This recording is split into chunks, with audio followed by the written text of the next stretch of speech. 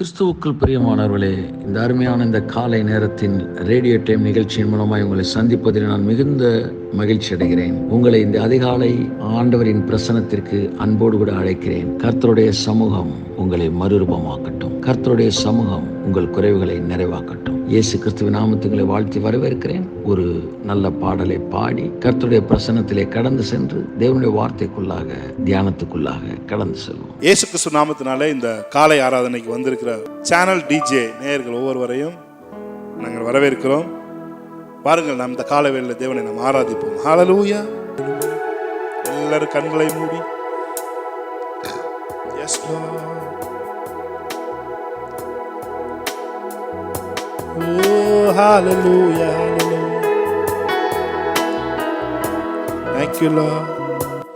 யாரும் அறியாத என்னை நன்றாய் அறிந்து தேடி வந்த நல்ல நேசரே,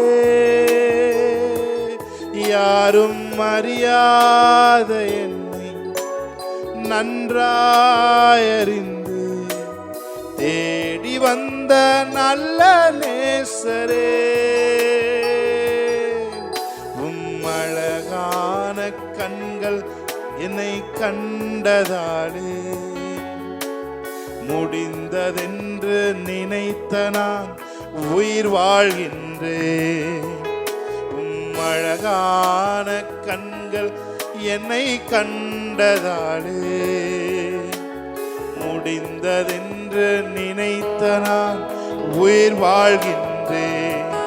யாரும் அறியாத என்னை நன்றாய் அறிந்து தேடி வந்த நல்ல நேசரே, யாரும் அறியாத என்னை நன்றாய் அறிந்து தேடி வந்த நல்ல நேசரே, அழகான கண்கள் என்னை கண்டதாலே முடிந்ததென்று நினைத்த நான் உயிர் வாழ்கின்றேன். அழகான கண்கள் என்னை கண்டதாலே முடிந்ததென்று நினைத்த நான் உயிர் வாழ்கின்றேன். தூக்கி எறியப்பட்ட என்னை வேண்டும் என்று சொல்லி சேர்த்து கொண்ட நல்ல நேசரே, தூக்கி எறியப்பட்ட என்னை வேண்டும் என்று சொல்லி சேர்த்து கொண்ட நல்ல நேசரே, அழகான கண்கள் என்னை கண்டதாலே முடிந்ததென்று நினைத்த நான் உயிர் வாழ்கின்றேன். அழகான கண்கள் என்னை கண்டதாலே முடிந்ததென்று நினைத்த நான் உயிர் வாழ்கின்றேன். ஒன்றுமில்லாத என்னை காருண்யத்தாலே உயர்த்தி வைத்த நல்ல நேசரே, ஒன்றுமில்லாத என்னை காருண்யத்தாலே உயர்த்தி வைத்த நல்ல நேசரே, அழகான கண்கள் என்னை கண்டதாலே முடிந்ததென்று நினைத்த நான் உயிர் வாழ்கின்றேன். அழகான கண்கள் என்னை கண்டதாலே முடிந்ததென்று நினைத்த நான் உயிர் வாழ்கின்றேன்.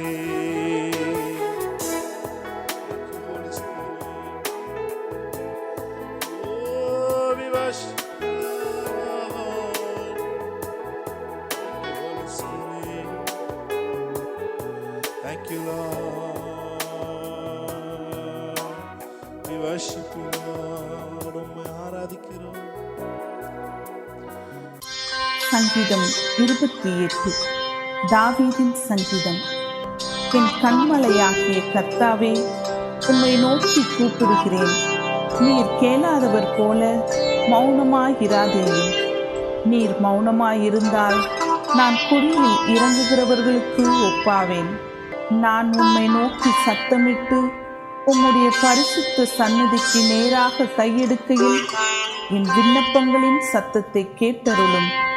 அயலானுக்கு சமாதான வாழ்த்துதலை சொல்லியும் தங்கள் இருதயங்களில் பொல்லாப்பை வைத்திருக்கிற துன்மார்க்கரோடும் அக்கிரமக்காரரோடும் என்னை வாரிக்கொள்ளாதேயும். அவர்களுடைய கிரியைகளுக்கும் அவர்களுடைய நடத்தைகளின் பொல்லாங்குக்கும் தக்கதாக அவர்களுக்கு செய்யும். அவர்கள் கைகளின் செய்கைக்கு தக்கதாக அவர்களுக்கு அழியும். அவர்களுக்கு சரிக்கு சரி கட்டும். அவர்கள் கர்த்தருடைய செய்கைகளையும் அவர் கரத்தின் கிரியைகளையும் கவனியாதபடியால் அவர்களை இடித்து போடுவார். அவர்களை கட்ட மாட்டார். கர்த்தருக்கு ஸ்தோத்திரம். அவர் என் விண்ணப்பங்களின் சத்தத்தை கேட்டார். கர்த்தர் என் பலனும் என் கேடகமுமாய் இருக்கிறார். என் இருதயம் அவரை நம்பியிருந்தது. நான் சகாயம் பெற்றேன். ஆகையால் என் இருதயம் களி கூர்கிறது. என் பாட்டினால் அவரை துதிப்பேன். கர்த்தர் அவர்களுடைய பலன். அவரே தாம் அபிஷேகம் பண்ணினவனுக்கு அரணான அடைக்கலமானவர். தேவரீர் உமது ஜனத்தை ரட்சித்து உமது சுதந்திரத்தை ஆசீர்வதியும். அவர்களை போஷித்து அவர்களை என்றென்றைக்கும் உயர்த்தி அருளும்.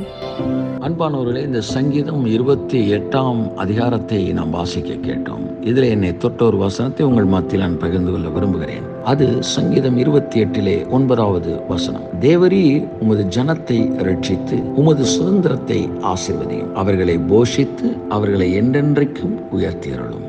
ஆமேன், ஆமேன், ஆமேன். பாருங்கள் பிரியமானவர்களே, இந்த சங்கீதம் 28 9ஆம் வசனம் சொல்கிறது, தேவரீர் உமது ஜனத்தை ரட்சித்து என்கிற வார்த்தையை இங்கே சங்கீதக்காரனாகிய தாவீது சொல்லுகிறார். ரட்சிக்கப்பட்ட ஜனங்களை பற்றி அவர் சொல்லுகிறார். தேவரீர் உம்முடைய ஜனத்தை ரட்சித்து என்று. இதைத்தான் மத்திய 1ஆம் அதிகாரத்திலே இவ்விதமாக வேதம் சொல்கிறது, அவருக்கு இயேசு என்று பெயரிடுவாயாக. அவர் தமது ஜனத்தின் பாவத்தை நீக்கி அவர்களை ரட்சிப்பார் என்று. என் அன்புக்குரியவர்களே, இயேசுவை சொந்த இரட்சகராய் ஏற்றுக்கொண்டவர்கள் ரட்சிக்கப்பட்டவர்கள் என்பதை இந்த மத்தேயு 1 அதிகாரத்திலே நாம் தெளிவாய் புரிந்து கொள்கிறோம். கர்த்தராய் இயேசு கிறிஸ்துவை நீங்கள் சொந்த இரட்சகராய் ஏற்றுக்கொண்டதன் மூலமாக நீங்கள் இந்த உலகத்தின் பாவத்தின் தோஷத்திலிருந்து ரட்சிக்கப்பட்டிருக்கிறீர்கள், வியாதியிலிருந்து ரட்சிக்கப்பட்டிருக்கிறீர்கள், வேதனையிலிருந்து ரட்சிக்கப்பட்டிருக்கிறீர்கள், நரகத்திலிருந்து ரட்சிக்கப்பட்டிருக்கிறீர்கள், மரணத்திலிருந்தும் வியாதியிலிருந்தும் ரட்சிக்கப்பட்டிருக்கிறீர்கள் என்பதை வேதம் மிக தெளிவாய் சொல்கிறது. ஆகவே அன்புக்குரியவர்களே, இயேசுவை சொந்த இரட்சகராய் ஏற்றுக்கொண்டவர்கள் ரட்சிக்கப்பட்டவர்கள் என்பதை நாம் மிக தெளிவாய் புரிந்திருக்கிறோம். ஆகவே நாம் யார் என்றால், நாம் ரட்சிக்கப்பட போகிறவர்கள் அல்ல, ரட்சிக்கப்பட்டவர்கள். இந்த ரட்சிக்கப்பட்டவர்களை பற்றி சங்கீதக்காரனாகிய தாவீது என்ன சொல்லுகிறார்? தேவரீர் உமது ஜனத்தை ரட்சித்து உமது சுதந்திரத்தை ஆசீர்வதியும். ரட்சிப்பு என்கிற வார்த்தையை பயன்படுத்தின அடுத்த நிமிடம் உமது சுதந்திரத்தை என்கிற வார்த்தையை பயன்படுத்துகிறார். சுதந்திரம் என்றால் என்ன? ஒரு தகப்பனுக்கு நீங்கள் பிள்ளைகளாய் இருக்கும்போது நீங்கள் தான் உங்கள் தகப்பனுக்கு சுதந்திரவாளியாய் இருக்கிறீர்கள். யார் ஒரு தகப்பனுடைய சொத்துக்கு உரிமையாளனோ அவனே அந்த தகப்பனுடைய சுதந்திரவாளிகளாய் இருக்கிறார்கள். ஒரு தகப்பனுக்கு 4 பிள்ளைகள் இருக்கிறார்கள் என்றால் அந்த 4 பிள்ளைகள் அந்த தகப்பனுக்கு சுதந்திரவாளிகளாய் இருக்கிறார்கள், அவருடைய சொத்துக்கு சுதந்திரவாளியாய் இருக்கிறார்கள். அப்படித்தான் இந்த உலகத்திலே என் அன்புக்குரியவர்களே, யாரெல்லாம் கர்த்தராகிய இயேசு கிறிஸ்துவை சொந்த இரட்சகராய் ஏற்றுக்கொண்டிருக்கிறோமோ அவர்கள் எல்லோரும் தேவனாய கர்த்தருடைய ஆசீர்வாதங்களுக்கும் அவருடைய கிருபைகளுக்கும் அவருடைய நன்மைகளுக்கும் சுதந்திரவாளிகளாய் நாம் இருக்கிறோம். கேட்டு பெற்றுக்கொள்ளக்கூடிய ஒரு யாசகர்களாகவோ இந்த உலகத்தின் பக்திமான்களாகவோ மாத்திரம் நாம் இல்லை, அவருடைய பிள்ளைகளாய் இருக்கிறபடினாலே, அதாவது ரட்சிக்கப்பட்டிருக்கிறபடினாலே நாம் சுதந்திரவாளிகளாய் இருக்கிறோம். ஆகவே நாமே கர்த்தருடைய சுதந்திரமாய் இருக்கிறோம். ஒன்றை கிறிஸ்தவ ஜனங்கள் மறந்துவிடக்கூடாது, தேவனுடைய பிள்ளைகள் மறந்துவிடக்கூடாது.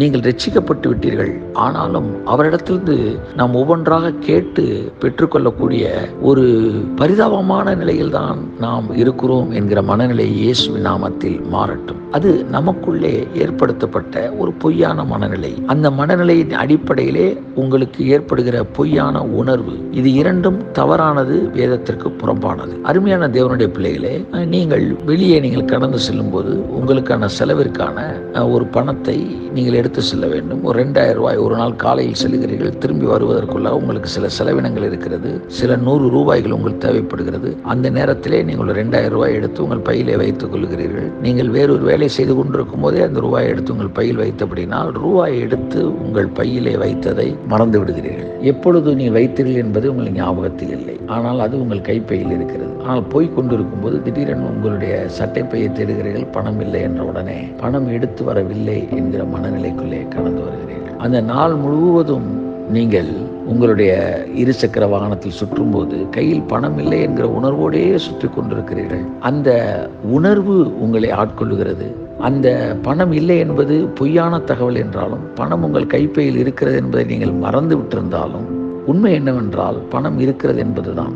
ஆனால் உங்கள் உணர்ச்சியோ உண்மையின் அடிப்படையில் இல்லை, உங்களுக்கு வந்த தகவலின் அடிப்படையிலே, உங்கள் மனதினுடைய ஞாபக சக்தியின் அடிப்படையில் தான் அமைகிறது. அப்படித்தான் பல நேரங்களில் நம்முடைய உணர்வுகள் எல்லாம் உண்மையின் அடிப்படையிலே, சத்தியத்தின் அடிப்படையில் இல்லாமல் நமக்கு வந்த தகவலின் அடிப்படையிலே இருக்கிறது. ஆனால் நாம் என்றைக்கு தகவல்களை மறுத்துவிட்டு கர்த்தருடைய சத்தியத்தை படி நாம் அதை புரிந்து கொள்ள ஆரம்பிக்கிறோமோ, அப்பொழுது நம்ம உணர்வுகளும் அந்த சத்தியத்திற்கு ஏற்றாற் போல மாற ஆரம்பிக்கிறது. அப்படித்தான் நாம் ரட்சிக்கப்பட்ட பிறகும் கூட நாம் ஆசீர்வதிக்கப்படுவதற்கு ஒவ்வொரு நாளும் தேவனிடத்திலிருந்து ஏதாவது ஒன்றை கேட்டு பெற்றுக்கொள்ள வேண்டும் என்கிற மனநிலையை நாம் வாழ்ந்து கொண்டிருக்கிறோம். ஆனால் கர்த்தர் சொல்கிறார், நீ பெற்றுக்கொள்ள வேண்டும் என்கிற மனநிலையில் மட்டுமல்ல நீ வாழக்கூடாது, நீ சுதந்திரவாளி என்கிற மனநிலையை நீ புரிந்து கொள்ள வேண்டும். ஏனென்றால் ரட்சிக்கப்பட்டவன் பெற்றுக்கொண்டு வாழ்கிற ஒரு இடத்தில் அவன் இல்லை, ரட்சிக்கப்பட்டவன் சுதந்திரவாளியாய் இருக்கிறான் என்பதை நீங்கள் புரிந்து கொள்ள வேண்டும். சுதந்திரவாளி என்றால் நீங்கள் அதற்கு உரிமையாளராய் இருக்கிறீர்கள். ஆகையால் தான் யோவான் 1:12 சொல்கிறது, அவருடைய நாமத்தின் மேல் விசுவாசம் உள்ளவரை அவரை ஏற்றுக்கொண்டவர்கள் எத்தனை பேரோ அத்தனை பேரும் பிள்ளைகளாகும்படி அனுமதி கொடுத்தார் அல்ல, அதிகாரம் கொடுத்தார் என்று வேதம் சொல்கிறது. ஆகவே அந்த அதிகாரத்தை, பிள்ளைகள் என்றால் ஒரு அதிகாரம் அங்கே இருக்கிறது. அந்த அதிகாரம் என்னவென்றால், தகப்பனின் ஆசீர்வாதத்திற்கு நானும் என் குடும்பத்தாரும் சுதந்திரவாளிகள். அந்த சுதந்திரத்துக்கு எதிரான எதிர்மறையான காரியங்கள் செயலிழந்து போவதாக, இன்றைக்கே மாற்றம் தெரிவதாக, இன்றைக்கே சூழ்நிலைகள் மாறட்டும், இன்றைக்கே வியாதிகள் மறையட்டும், இன்றைக்கே குறைவுகள் இயேசு கிறிஸ்துவின் நாமத்தினாலே 100% பூரணமான நிறைவாய் மாறுவதாக. மற்றொரு ஆச்சரியப்படத்தக்கதாய் ஒவ்வொரு அணுக்களிலும் ஆசீர்வாதங்களை நான் பேசுகிறேன், ஒவ்வொரு அணுக்களிலும் பூரணத்தை நான் பேசுகிறேன். அருமை மகனே, மகளே, நீ கர்த்தராகிய இயேசு கிறிஸ்துவை ஏற்றுக்கொண்டிருப்பாயானால் நீ ரட்சிக்கப்பட்டவன் என்பதை மறந்து போகாதே. ஒருவேளை ரட்சிக்கப்பட்டவள் என்பதை நீ புரிந்து வைத்திருப்பாயானால் இன்னொன்றை நீ மறந்து போகவே கூடாது. அது என்னவென்றால், நீ அவருடைய சுதந்திரவாளியாய் இருக்கிறாய், தகப்பனுடைய சொத்திற்கு வாரிசுதாரனாய் இருக்கிறாய். உன் தகப்பனுடைய சொத்து என்ன? வியாதியா, வறுமையா, வேதனையா? இவைகள் பிசாசின் சொத்து. உன் தகப்பனாகிய பிதாவாகிய தேவனின் சொத்து என்ன? ஆசீர்வாதம், ஐஸ்வர்யம், நீடிய வாழ்வு, சமாதானம், சந்தோஷம், அழியாமை, பூரணம், நிச்சயம், ஞானம், அறிவு என்கிற பொக்கிஷங்கள். இவைகள் தான் உன் தகப்பனின் பொக்கிஷங்கள். அவைகளுக்கு நீ சுதந்திரவாளியாய் இருக்கிறாய் என்பதை மறந்து போகாது. உன் வாழ்க்கையில் இருக்கிற குறைவுகள் எல்லாம் வேதத்திற்கு எதிர்மறையானது, அவைகள் அங்கே இருக்கக்கூடாது என்பதை புரிந்து கொள். இயேசுவின் நாமத்தில் அவைகள் துரத்தப்படுவதா. உன் எல்லைகள் எங்கிலும் குறைவு இருக்க வேண்டிய அவசியம் இல்லை. உன் எல்லைகளை நீ விசாரிப்பாயானால் அங்கே நீ குறைவை காண்பதில்லை என்கிற யோபு சொன்ன வசனத்தை, யோபுவின் மூலமாய் பரிசுத்த ஆவியானவர் சொன்ன தேவனுடைய வசனத்தை உங்கள் வாழ்க்கையில் நீங்கள் அனுபவிப்பீர்களாக. இந்த நாளிலிருந்து இப்பொழுதே துரத்துங்கள் குறைவுகளை இயேசுவின் நாமத்திலே. உங்கள் எல்கைகளை விட்டு மாற்றங்களை இந்த நாளில் உங்கள் கண்கள் காணும். ஆகவே கர்த்தர் தமது ஜனத்தை ரட்சித்து தமது சுதந்திரத்தை ஆசீர்வதிப்பார். அவர்களை போஷித்து அவர்களை என்றென்றைக்கும் உயர்த்துவார். அருமையான மகனே, மகளே, ரட்சிக்கப்பட்டிருக்கிற நீ சுதந்திரவாளி என்பதை ஒரு நாளும் மறந்து போகாதே. ஆகவே நீ கேட்டு பெற்றுக்கொள்கிற இடத்தில் அல்ல, நீ ஏற்கனவே பெற்றுக்கொண்ட ஒரு இடத்தில் இருக்கிறாய். இயேசு கிறிஸ்துவின் வாய்கள் அதை எல்லாவற்றை அனுபவிக்கத்தக்கதாய் கட்டவிழ்க்கட்டும். உங்கள் வாழ்க்கையில் அது நிரப்பட்டும். இயேசுவின் நாமத்தினாலே. ஜெபம் என்பது ஒன்றை கேட்டு பெற்றுக்கொள்வதல்ல. என் அன்புக்குரியவர்களே, பாருங்கள், பல நேரங்களிலே நம்முடைய வீட்டிலே நம்முடைய போரிலிருந்து தண்ணீர் வராத போது, வெளியிலிருந்து லாரியிலிருந்து தண்ணீர் கஷ்டத்தின் போது டேங்க்ல தண்ணீரை ஏற்றுகிறோம். பிறகு அந்த தண்ணீரை பயன்படுத்துகிறோம். நாம் தேவனிடத்தில் பேசுகிற ஜெபம் என்பது அமிதமாக ஒவ்வொரு நாளும் வெளியிலிருந்து தண்ணீர் ஏற்றுவது போல பிதாவினிடத்திலிருந்து நம்ம ஆசீர்வாதங்களை பெறுவது அல்ல. நாம் ஏற்கனவே சுதந்திரவாளியாக இருக்கிறோம் என்பதை மறந்து போகாதிருங்கள். வெளியிலிருந்து பெற்றுக்கொண்டு வாழக்கூடிய ஒரு அற்பமான, ஒரு பரிதாபமான வாழ்க்கையை இரட்சிப்பு நமக்கு தரவில்லை. ஏற்கனவே உங்களுடைய போர்லிருந்து தண்ணீர் எடுத்து உங்களுடைய டேங்க்ல தண்ணீரை நிரப்பி இருக்கும்போது, டேப்பை திறந்து விடும்போது, குழாயை திறந்து விடும்போது எப்படி ஏற்கனவே இருக்கிற தண்ணீர் கடந்து வருகிறதோ அப்படித்தான் புதிய ஏற்பாட்டு ஜெபம் இருக்கிறது.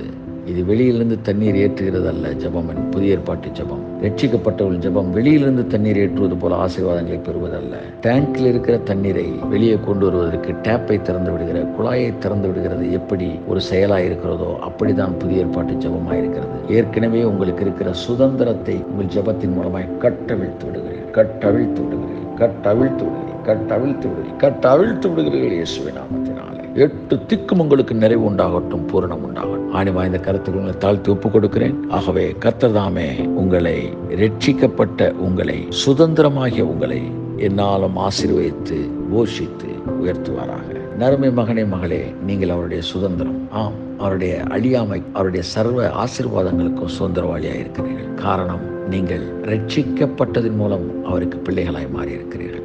God bless you. உங்களுக்காய் நான் ஜெபிக்கிறேன். அன்பின் பரலோக பிதாவே, இயேசு கிறிஸ்துவின் நாமத்தினாலே ரட்சிக்கப்பட்ட ஜனங்களாய் எங்கள் வாழ்க்கையின் மகா பெரிய பாக்கியம் என்ன என்பதை நாங்கள் புரிந்து கொள்ளும்படி ஆவியானவர் எங்களுக்கு கிருபை செய்ததற்காய் நன்றி சொல்லுகிறோம். கர்த்தாவே, நாங்கள் ரட்சிக்கப்பட்டதன் மூலமாக உம்முடைய சுதந்திரமாய் மாறி இருக்கிறோம்.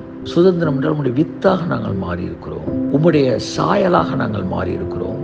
உம்முடைய சுரூபத்தின், உம்முடைய ரூபத்தின் தற்சுரூபமாய் நாங்கள் மாறி இருக்கிறோம். இந்த பூமியிலே சாட்சிகளாய் நாங்கள் மாறி இருக்கிறோம். ஆகவே ஒரு புலிக்கு பிறக்கிற ஒரு குட்டி நிச்சயமாக ஒரு பூனையாக இருக்க வாய்ப்பில்லை. அது புலியாகவே தான் இருக்கிறது.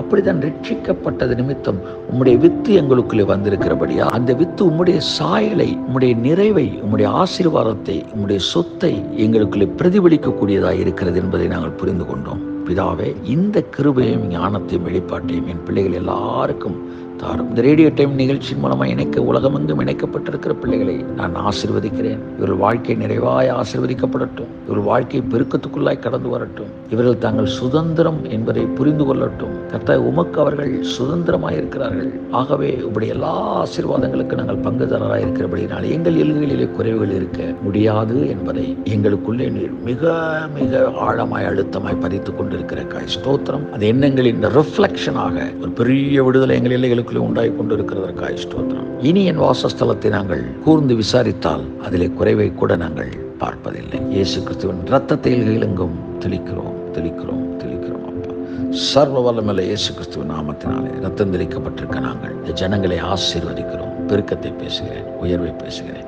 இயேசு கிறிஸ்துவின் நாமத்தினாலே இவர்களை ஆசீர்வதித்து ஜெபிக்கிறேன். ஜீவனுள்ள நல்ல பிதாவே, ஆமென். கிறிஸ்துவுக்குள் பிரியமானவர்களே, கர்த்தருடைய ரட்சிப்பை பெற்ற நீங்கள் தேவனுடைய ஆசீர்வாதத்தை இந்த பூமியிலே அனுபவிக்க ஆரம்பிப்பீர்களா? இயேசு கிறிஸ்து நாமத்தில் ஆசீர்வதிக்கிறேன்.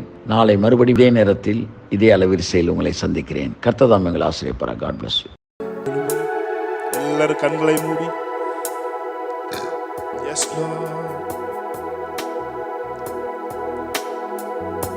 Oh hallelujah, hallelujah. Thank you Lord. யாரும் அறியாத என்னை நன்றாயறிந்து தேடி வந்த நல்ல நேசரே,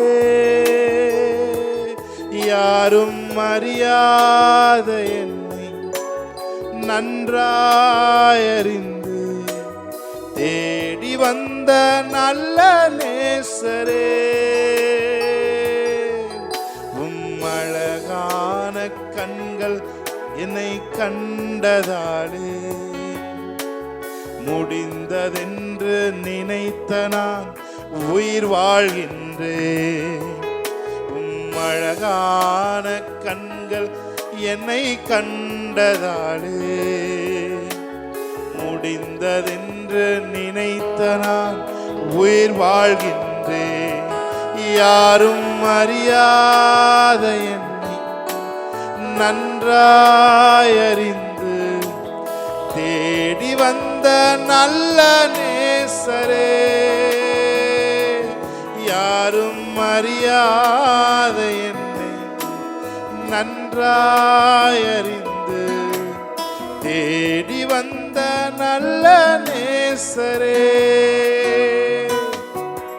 உம் அழகான கண்கள் என்னை கண்டதாலே முடிந்ததென்று நினைத்த நான் உயிர் வாழ்கின்றேன்.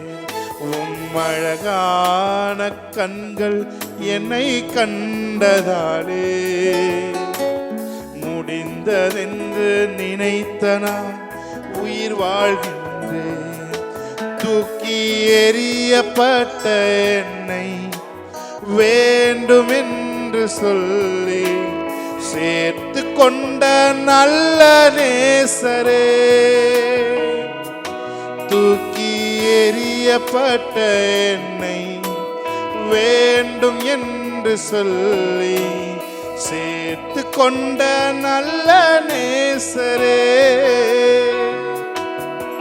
உம் அழகான கண்கள் என்னை கண்டதாலே முடிந்ததென்று நினைத்த நான் உயிர் வாழ்கின்றேன். உம் அழகான கண்கள் என்னை கண்டதாலே முடிந்ததென்று நினைத்த நான் உயிர் வாழ்கின்றேன். ஒன்றுமில்லாத என்னை காருண்யத்தாலே உயர்த்தி வைத்த நல்ல நேசரே, ஒன்றுமில்லாத என்னை காருண்யத்தாலே உயர்த்தி வைத்த நல்ல நேசரே, அழகான கண்கள் என்னை கண்டதாலே முடிந்ததென்று நினைத்த நான் உயிர் வாழ்கின்றேன். உம் அழகான கண்கள் என்னை கண்டதாலே முடிந்ததென்று நினைத்த நான் உயிர் வாழ்கின்றேன்.